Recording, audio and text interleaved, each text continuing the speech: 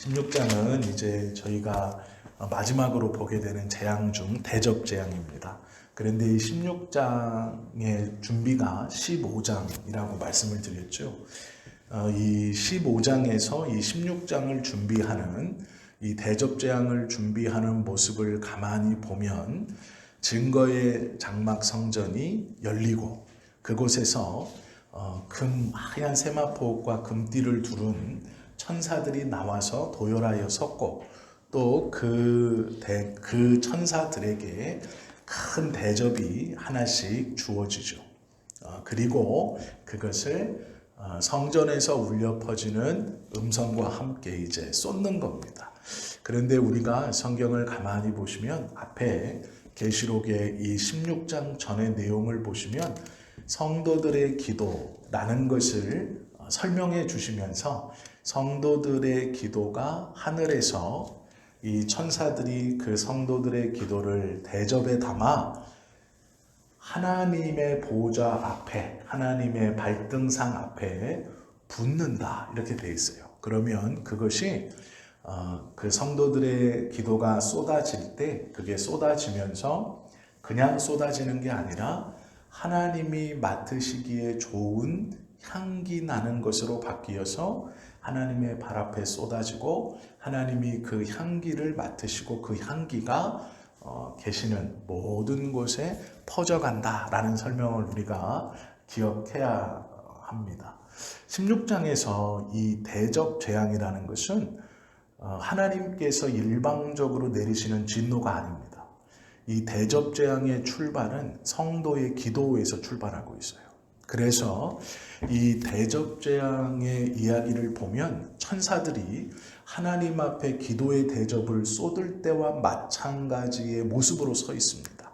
그래서 우리가 이것을 잘 보면 16장에서 일어나고 있는 대접 재앙은 성도들의 기도가 쏟아지는 거예요. 지금 1세기 로마의 그 도미티아누스 황제 아래에서 핍박받고 있던 기독교인들, 그들이 하나님 앞에 믿음을 구하고 이 환난에서 구해달라고 또 우리의 가족들, 우리의 피부치들, 또 믿음의 형제들 이들을 보이는 족족 잡아다가 심한 고문과 또 그 신앙의 부정함 그리고 이 황제를 숭배하는 일에 강압적으로 밀어붙이고 그것에 순응하지 않으면 노예들처럼 검투경기에 무기를 주지 않고 내보내기도 하고 또 맹수들을 굶겨놓고 그것들을 경기장에서 이렇게 좀 구경거리처럼 삼기도 하고 또 자기들이 유희하는 일에 이렇게 그 유희의 하나로 고문과 같은 걸로 죽이기도 했죠. 그렇게 고통받고 압박받는 성도들의 기도, 지금 요한은 16장에서 이 마지막 대접 재앙을 얘기하면서 이 계시록을 첫 번째 받았을 이 계시록을 처음 읽고 있는 로마의 압제 속에 신앙생활하고 있는 성도들에게 너희들의 기도가 응답될 것이다. 너희들의 기도가 이제 곧 응답되어 너희들을 괴롭히고 압박하고 핍박하던 그것이 무너져 내리고 이 징계 가운데 들어갈 것이다 라는 것을 보여주고 있어요. 쉽게 설명하면 이런 겁니다. 하나님의 진노가 하나님의 시간에 분명히 이루어질 것인데 그 진노의 시간은 7개의 대접이 차는 그 시간까지인 거예요. 성도들의 기도가 7개의 대접에 채워졌을 때 그 진노가 이제 이 땅에 쏟아진다라는 거예요. 그러므로 여러 가지를 의미하고 있죠. 너희의 고난을 하나님이 알고 계신다라는 의미도 되고 너희들의 고통 가운데 드려지는 기도가 이제 대접에 담겨 7개가 채워지면 이 진노가 시작되어진다라는 것을 보여주고 있는 말씀이기도 합니다. 이 16장은요. 어떠한 일이 벌어지는가에 주목하기보다는 왜 16장의 일이 벌어지는가가 더 중요합니다. 그래서 첫째는 성도들의 기도를 하나님이 들으시고 응답하신다라는 것이 먼저이고요. 이 성도들의 기도를 하나님이 듣고 응답하신다라는 것과 함께 16장에 감추어져 있는 주제가 있습니다. 그것이 예배입니다. 이 지금 16장과 15장의 배경을 가만히 보면 예배 드리는 대로, 즉 예배 드리는 모양으로 도열해 있습니다. 성전 안에 계시는 하나님의 보좌가 성전과 함께 바깥으로 나와 열려 있어요. 그리고 그 앞으로 천사들이 세마포과 금띠를 두르고 대접을 들고 도열해 있습니다. 그것뿐만 아니라 또 그 대접만 들고 있는 게 아니고 많은 천사들이 함께 같이 있고 요한도 한쪽 편에 서서 그것을 보고 있습니다. 이것은 하나님께 예배하는 모양으로 서 있는 거예요. 징계를 내리는 모양으로 서 있는 게 아니라 이들이 서 있는 순서와 이 형식을 보면, 모양을 보면 예배하는 모양으로 지금 이 환경이 만들어지고 그대로 서 있다는 것을 우리가 짐작해 볼 수 있죠. 대접 재앙을 예배로 풀면 하나님의 의도를 알 수 있게 됩니다. 15장은 서론이고 16장은 이제 그것이 실행이 되는 것이죠. 여기서 몇 가지 공통된 단어들, 연관성 있는 단어들을 우리가 찝어낼 수 있습니다. 15장, 16장에 나오는 단어들을 가만히 보면 유리바다, 이것은 물을 상징하고 증거장막, 세마포 옷을 입고 가슴에 금띠를 띤 천사, 금대접, 7개의 대접, 이런 것들이 등장하죠. 이것은 예배 때 사용하는 것입니다. 유리바다는 물을 의미하죠. 건너오는 거예요. 모세가 홍해를 건너서 하나님을 찬송하고 이스라엘 백성들이 홍해 사건을 통해 서고 추고 춤추며 주님을 찬양했던 그 바다, 그 물을 상징하고 있죠. 5절에는 증거장막이라는 것이 나오죠. 이 15장에 보면 우리가 지난 시간에 보았던 것처럼 이 증거장막, 이것은 구약의 성막과 대칭되는 것입니다. 또 성전을 증거장막이라고 불러요. 세마포 옷을 입은 7 천사 모두 밝고 빛난 옷을 입고 가슴에 금띠를 두르고 금 대접이 주어졌죠. 7개의 접시를 쏟아 붓습니다. 이건 하나님 앞에 예배 가운데 성도들의 기도를 쏟는 모습과 너무도 비슷해요. 그래서 이 16장은 소리를 빼고 일어나는 현상을 빼고 그 순서와 형태만을 묵음 처리해서 보게 되면, 왜 우리가 영화에서 소리를 확 줄여놓고 그 순서대로만 보면 이건 예배의 순서와 예배의 형식과 똑같아요. 쓰여지는 소품들, 서 있는 자세들, 움직이는 순서들이 예배와 똑같아요. 뭐가 다르냐면 소리를 켰을 때 대접이 쏟아지면 향기로운 소리와 향기로운 냄새와 하나님께서 기뻐하시는 게 아니라 악한 자들의 절규의 소리가 들린다는 것이 다른 거예요. 소리를 끄고 지금 이 16장에서 벌어지는 내용들을 하나하나 그림만 보면 이건 예배의 그림과 거의 유사합니다. 사용되어지는 것이 똑같아요. 그러나 소리를 키면 대접이 쏟아질 때마다 일어나는 우레와 천둥소리와 지진과 그 아래 그것 때문에 고통받고 있는 악한 사람들과 그들이 끝내 회개하지 않고 하나님을 비방하고 원망하고 저주하는 소리가 들릴 뿐이에요.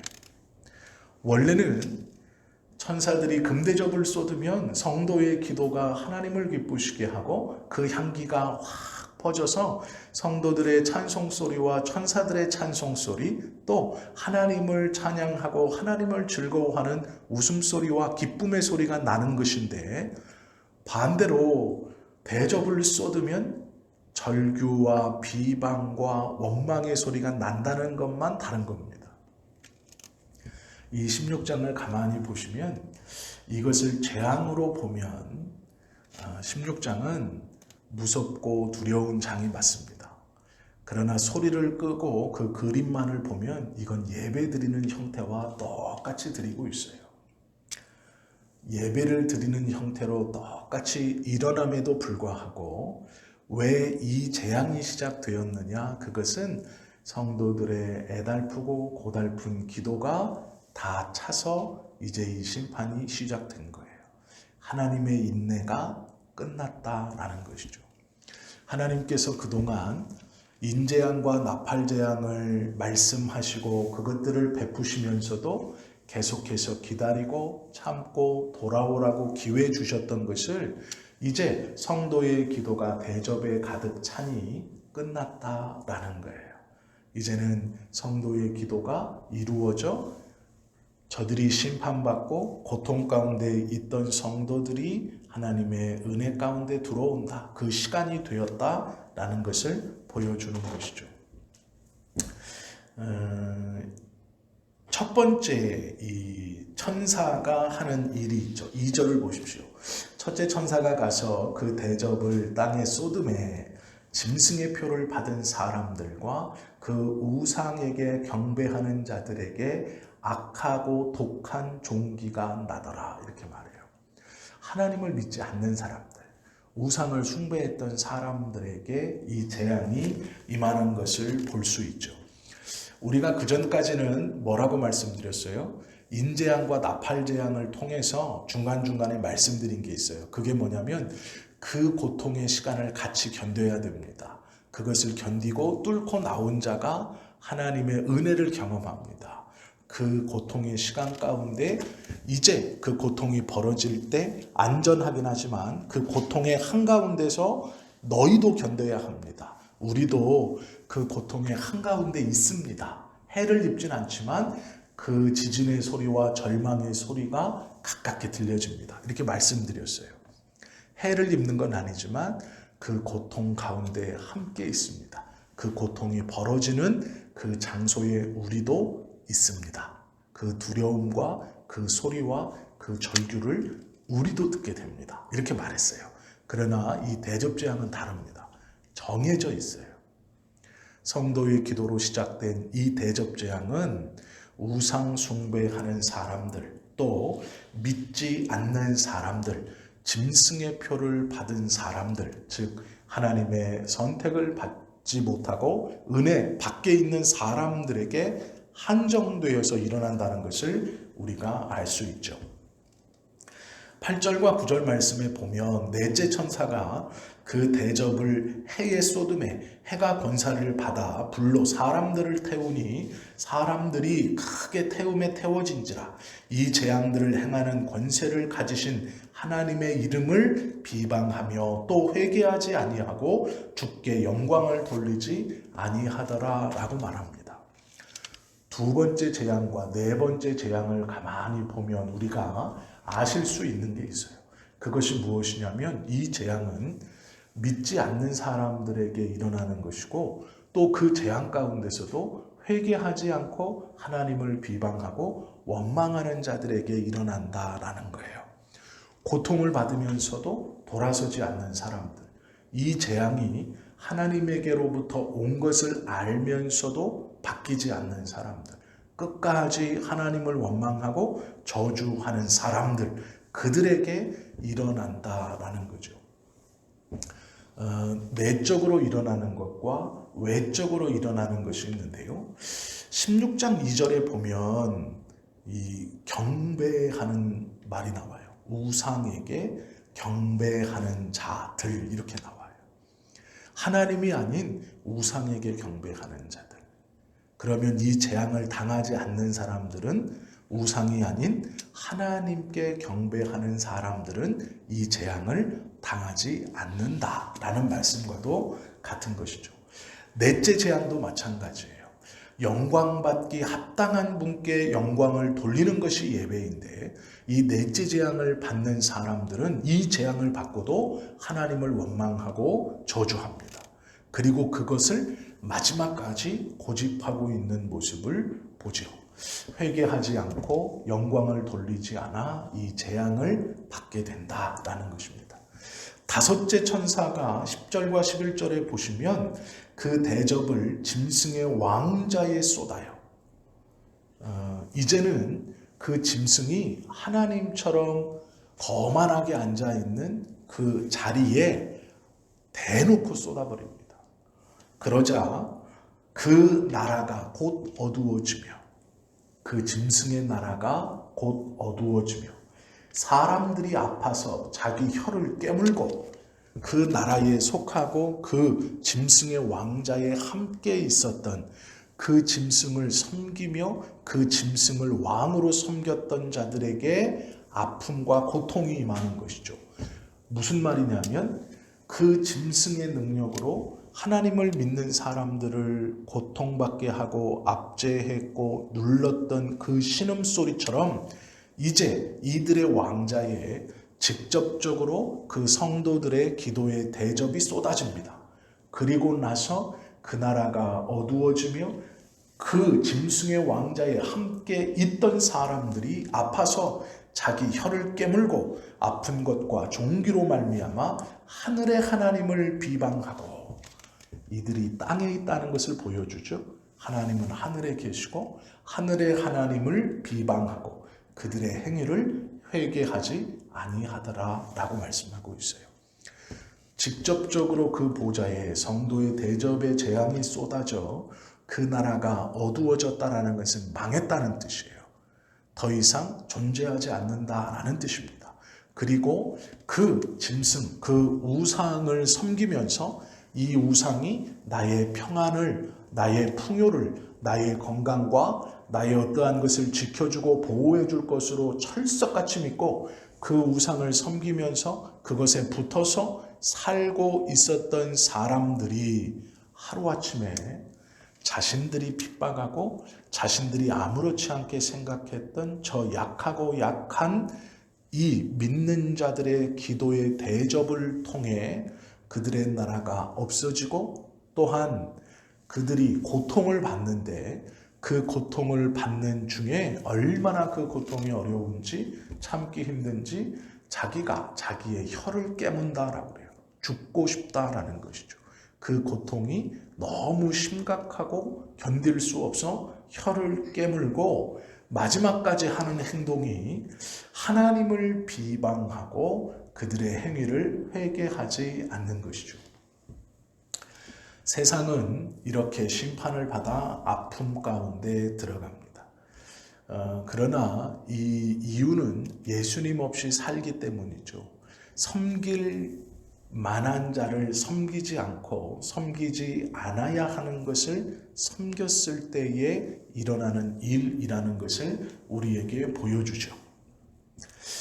힘이 들고 어려우면 하나님 앞에 나와 기도하고 하나님의 도움을 구하고 하나님 앞에 매어 달려야 함에도 불구하고 하나님 외에 다른 것이 자기의 것들을 해결시켜 줄 수 있을 것이라 생각하고 그것을 붙들고 섬기고 매어 달리는 사람, 그들의 삶이 어떻게 되는가를 보여주는 것이죠.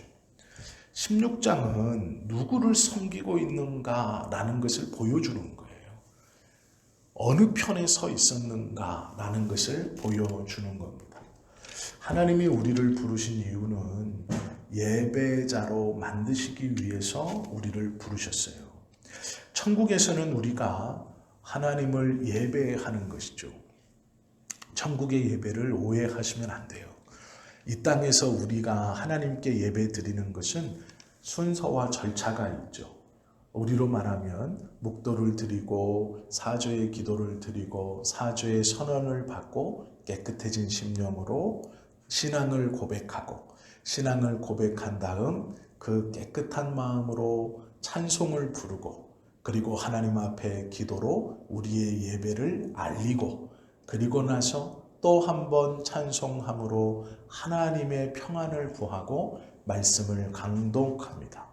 그 말씀을 하나님의 말씀으로 받고 감사하며 예물을 드리고 그 예물을 또한 하나님께 드리는 것 이상으로 하나님이 우리에게 주시는 복으로 알고 감사하면서 교회의 교제, 성도의 교제를 나누고, 그것이 광고죠. 그렇게 한 다음에 신앙의 고백으로, 때로는 축도로 예배를 마치죠. 하늘의 예배는 이렇지 않습니다. 성경에서 말씀하시는 하늘의 예배는요, 이런 예배의 순서나 절차에 따라서 하나님을 경배한다. 즉 몇 시부터 몇 시까지 1부 예배, 몇 시부터 몇 시까지 2부 예배 이렇게 있는 것이 아니에요. 어떤 분들은 그렇게 생각하세요. 아이고야, 이 땅에서 예배도 지겨운데 거기 가서도 평생 영원히 예배만 드린다 보면 지루해서 어떡하느냐. 근데 그렇지 않아요. 하늘의 예배는 어떤 순서나 절차가 있는 것이 아닙니다. 성경의 말씀대로라면 하늘의 예배는 우리 안에 스스로 보여지는 하나님의 형상으로 우리가 서로가 서로를 보며 기뻐하고 그 기쁨이 하나님에 대한 찬송이 되어 자연스럽게 하나님을 찬송하는 거예요. 좀 무엇이냐면 시간을 정해놓고 하나님을 경배하는 것이 아닙니다. 찬송가 1장을 부르겠습니다. 1장 끝나고 대표기도 어떤 천사가 해주시겠습니다. 이런 게 예배가 아니고요. 하나님과 함께 하나님의 나라에서 온전한 교회 되신, 온전한 성전 되신 그 하나님을 바라봄만이 아니고 그뿐만이 아니라 우리가 서로 함께 내 안에서 온전히 드러나는 하나님의 형상으로 서로가 기뻐하게 되는 거예요. 그 기쁨이, 그 기뻐함이 찬송이 되어 하나님을 높이는 거예요. 즉 정확히 말하면 하나님의 나라에서 우리가 서로 교류함이, 서로 교제함이, 얼굴을 봄이, 서로가 서로를 향해 함께 있음이 예배가 되는 거예요. 예배라는 것이 모여서 찬송하고 기도하고 흩어지는 것이 아니고요. 천국에서의 하나님과의 삶 안에 있는 그것 자체가 예배가 되는 거예요. 그렇기 때문에 우리 안에, 내 안에, 또 저 안에 자연스럽게 드러나는 하나님의 형상과 그 영광으로 기뻐하게 되고 그 기쁨이 하나님을 찬송하는 노래가 자연스럽게 되고 우리는 그 기쁨 아래 감사하고 행복하게 살아가는 것이에요. 저도 아직 안 갔다 와서 잘 모릅니다. 그런데 성경은 그렇게 말하고 있어요. 성경은 그것이 드려질 예배다, 하늘의 예배다 이렇게 말씀하고 있어요. 하나님은 우리를 예배 공동체로 부르셨죠. 이 공동체라는 것은요, 같이 있어 서로 관계하는 거예요. 내 안에서 내가 저를 통해 보는 하나님의 놀라우신 형상, 그것을 보는 것이 예배의 공동체, 이것이 교회이고 세상의 공동체와는 다른 겁니다. 착각하시면 안 되는 게요, 세상의 공동체는 말씀이 없어서 교회와는 다르지 않습니까? 물론 일리 있습니다. 그러나 말씀이 있다고 해서 꼭 교회가 될 수는 없어요. 하나님의 교회라고 할 때는 물론 말씀이 있어야 하지만 그 말씀과 함께 우리 안에서 하나님의 형상이 드러나야 돼요. 말씀만 있고 하나님의 형상이 없다면 차가운 교회가 돼요. 반대로 말씀이 없고 하나님의 역사와 하나님의 형상만 드러낸다면 무질서한 교회가 돼요. 둘 다 온전한 교회는 아닙니다. 이것이 균형 잡혀 있어야 교회라고 부를 수 있는 것이죠. 하나님께서 우리를 예배자로 부르셨고 이 예배자로 부름받은 우리는 하루하루를 살아가면서 몇 가지 좀 각오하며 또 결정해야 되는 게 있어요. 그것이 무엇이냐면 열심히 사는 것 이상이어야 해요. 시편 127편에 보면 일찍 일어나고 저녁에 늦게 누우며 수고의 떡을 먹음이 헛되도다 이렇게 말해요. 그리스도인은 게으르게 사는 사람들이 절대로 아닙니다. 부지런하게 살아야 돼요. 그런데 성경에서는요, 부지런하게 사는 것 그 이상의 삶을 이야기하고 있어요. 성공을 위해서, 또 때로는 건강을 위해서, 또 권력을 위해서 막 달려갑니다. 부지런하게 사는 것은 세상 사람도 그리스도인도 마찬가지예요. 그러나 그리스도인은요, 이 부지런함 가운데 한 가지가 더 있어야 돼요. 부지런함만으로는 되지 않는 거예요. 그 한 가지가 뭐냐면 스티븐 코비의 말이에요. 우리의 방향은 왕이신 하나님을 잘 경배하는 것입니다. 이런 말이 스티븐 콥이라는 목회자가 이런 말을 했어요. 성경에서는 우리로 부지런하게 살라고 그래요. 그런데 문제는 방향도 잘 잡아야 돼요. 그리고 그 부지런함의 목적이 하나님을 잘 예배하기 위해서예요. 여호와께서 성을 지키지 아니하시면 파수꾼의 깨어있음이 헛되다라고 말씀하시죠. 우리가 이것을 조금 더 구체적으로 나누고 오늘 말씀을 좀 마치려고 하는데요. 성경은 하나님을 왕으로 통치하시는 보좌에 앉아 계시는 분으로 설명합니다. 그리고 결국 우리의 기도를 들어주셔서 우리의 기도가 대접에 가득 차면 이제 우리의 기도대로 그 기도를 이루어 주시는 전능하신 하나님이심을 말씀하고 있어요. 우리는 그 하나님의 자녀로 이 땅을 살면서 부지런함만이 아니라 옳은 방향과 그 부지런하게 옳게 뛰어가는 그 방향의 끝이 하나님을 온전히 예배함이 되어야 한다라고 성경은 말씀하고 있어요. 그런데 하나가 더 있습니다. 그것이 무엇이냐면 부지런하게 사는 것뿐만 아니라 배짱을 갖고 있어야 돼요. 제가 지금 표현을 배짱이라고 했는데요. 설명을 좀 드릴게요. 하나님이 왕이시면 예배드릴 배짱이 생겨요. 이게 무슨 얘기냐면 예배를 못 드리는 이유는 배짱이 없기 때문이에요. 세상의 모든 사람들은요, 7일을 다 열심히 삽니다. 돈을 벌기 위해서 쉬지 않아요. 성공하기 위해서 쉬지 않습니다. 열심히 살아요. 그런데 그리스도인 또한 똑같이 열심히 살아요. 그러나 우리는 하나님께 예배하는 거룩한 주일이라고 하는 날을 구별하여 예배하죠. 이것은 배짱이에요. 7일을 가지고 덤비는 저들과 6일만을 가지고 덤비면서 하나님의 쉼을 구하고 하나님께서 7일을 가지고 덤비는 저들에게 6일을 가지고 살아가는 우리들이 충분히 이기고 나아갈 수 있다라는 배짱이 없으면 예배할 수 없는 거예요. 6과 7을 6을 가지고 있는 우리와 7을 가지고 있는 저희가 싸워서 이긴다.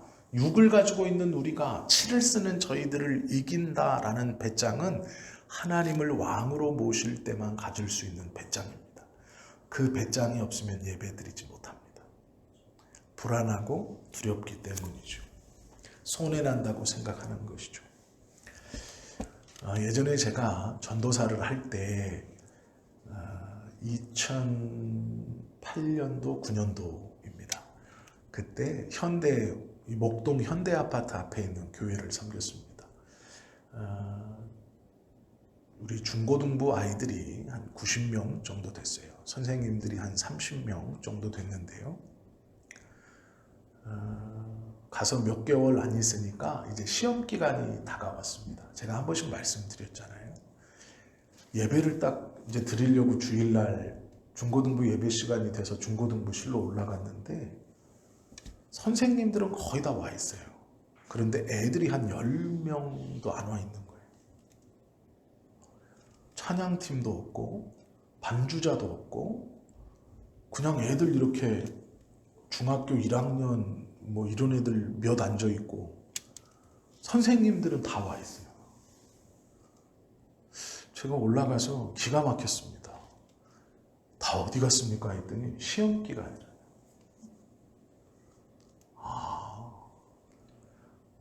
그럼 시험 기간에 애들은 지금 어디 있나요? 집에서 다 공부합니까? 그랬더니 그게 아니고 학원에서 특강을 해준대요.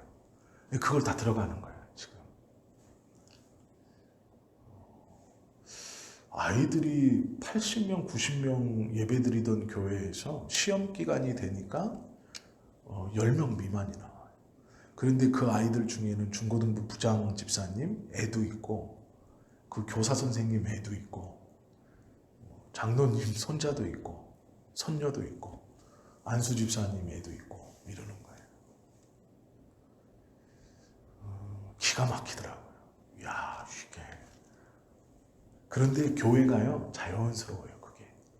선생님들도 자연스럽고, 교회가 그냥 그거 그렇게 받아들여요. 야, 어쩔 수 없습니다. 그게 틀리지 않습니다. 이렇게 말해요. 아, 그렇구나. 그러고 나서 이제 몇 주 뒤에 우연치 않게 수요 예배 설교할 그 시간을 좀 주셔서 제가 그 얘기를 했어요. 거룩한 배짱을 좀 갖자라는 얘기를 했어요. 하나님을 왕으로 믿으십니까? 아멘, 그러잖아요. 그러면 그 왕으로 믿으시는데 왜 아이들을 교회 안 보내시냐? 제가 물었어요.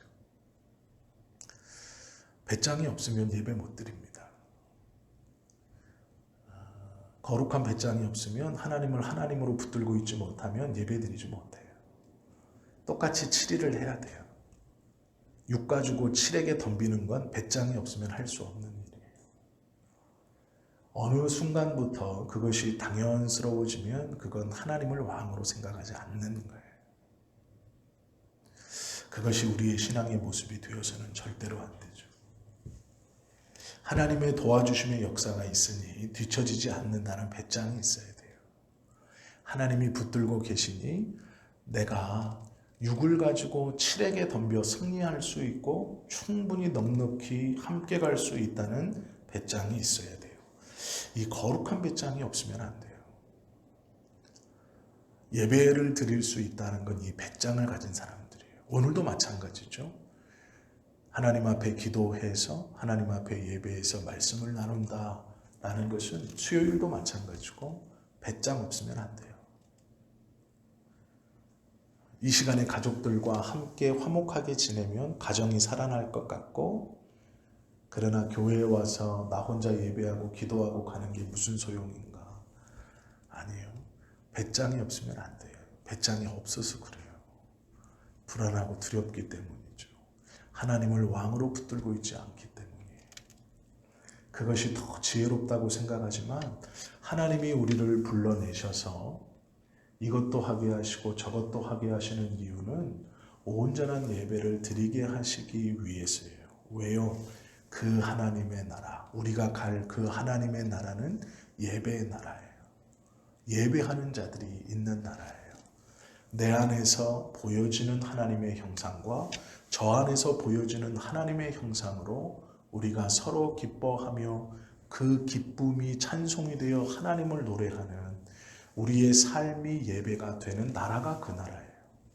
이 땅에서 하나님이 우리에게 원하시는 것은 예배의 공동체입니다. 배짱을 가져야 돼요. 믿음으로 붙들고 있는 거룩한 배짱이 없으면 하나님의 나라를 예배하지 못해요. 하나님께 예배하지 못해요. 7과 7에게 대항하는데 6을 가지고 대항하는 건 세상에서는 상상할 수 없는 법칙입니다. 너는 몇 개 가지고 있어? 나는 7개. 너는 몇 개 가지고 있어? 나는 6개. 그럼 네가 지는 거지. 이게 세상의 법칙이에요. 어떻게 6개를 가진 사람이 7개를 가지고 있는 사람을 이깁니까? 그러나 하나님의 법칙은 달라요. 하나님이 도우신다라는 것을 믿을 때 예배할 수 있는 거예요. 11조도 마찬가지 아닙니까? 온전히 100을 가지고 살아가겠습니다 하는 사람들에게 우리는 그 100의 일정 부분을 떼어 나머지를 가지고 너희와 세상을 살아가겠습니다 라고 가는 것은 배짱이에요. 이 믿음의 원리를 잘 붙들 수 있으셔야 됩니다. 이 배짱은 그분이 왕 되심을 인정할 때 우리가 가질 수 있어요. 하나님이 우리의 기도를 들어 그 대접이 참에 쏟으신다. 그 분이시다. 우리의 기도는 결국 원수의 보좌에 쏟아질 것이고 그 나라를 멸망시킬 것이며 그들을 따라가던 보좌에 있던 그 많은 그것이 성공이고 그것이 권력이고 그것이 부를 가져다 준다고 믿으며 쫓아갔던 그들을 고통스럽게 할 것이다 라는 믿음이 있을 때 살아갈 수 있어요. 이 거룩한 배짱이 좀 있어야 돼요, 우리에게. 그리고 우리의 자녀들에게도 그것을 가르쳐 주셔야 돼요. 우리의 믿음의 자녀들에게 예배는 단순히 시간이 되어 드리는 그런 게 아니에요. 내 마음이 편하고자 드리는 어떤 의식이 아닙니다. 하나님을 왕으로 믿는 그 믿음을 표현하는 배짱이에요. 7일을 갖고 살아가는 저들과 6일만을 가지고 경쟁하며 살아가겠다는 우리들의 배짱이에요. 하나님이 그 배짱으로 역사하시는 거예요. 제가 이 단어를 지금 배짱으로 선택해가지고 조금 듣기에 그러실 수도 있는데요. 이 믿음을 가지고 살아가는 그 믿음의 역사하시는 거예요. 이것을 가지고 있는 자는 하나님의 역사를 보는 거예요. 이것을 갖지 못한 자는 계속 이것도 아니고 저것도 아니고 중간에서 고민하다가 그의 삶이 끝나는 거예요. 하나님께서 이 저녁에 우리에게 예배의 자리로 부르셨고 이 16장도 잘 보면 예배하는 자의 모습이에요. 그것을 세팅하고 그 일을 보여주고 있어요. 그래서 이 16장을요 징계로 보지 말고 오늘은 예배로 보시는 거예요. 그리고 이 예배 가운데 우리의 기도의 대접이 참에 이 일이 이제 벌어지는 거예요. 그리고 우리가 지금 드리는 이 기도가 우리가 하나님께 간구하는 이 기도가 우리의 억울함과 우리의 소원과 우리의 기도의 하나하나가 하나님의 준비하신 그 대접에 쌓여 이 대접이 하나, 둘, 셋 채워지면 이제 그 기도가 이 땅에 쏟아지고 원수의 발등상에 쏟아지고 그의 보좌에 쏟아져 그 기도가 응답되는 겁니다. 이것이 배짱이에요. 7을 갖고 살아가는 사람들에게 6을 가지고 있는 사람들이 함께 경쟁하며 이길 수 있다라고 나아가는 것, 이것이 믿음이죠. 이 믿음의 배짱을 소유하실 수 있는 이 믿음의 예배, 그리고 이 16장을 우리가 이제 조금 더 다음 시간에 또 함께 다시 볼 텐데요.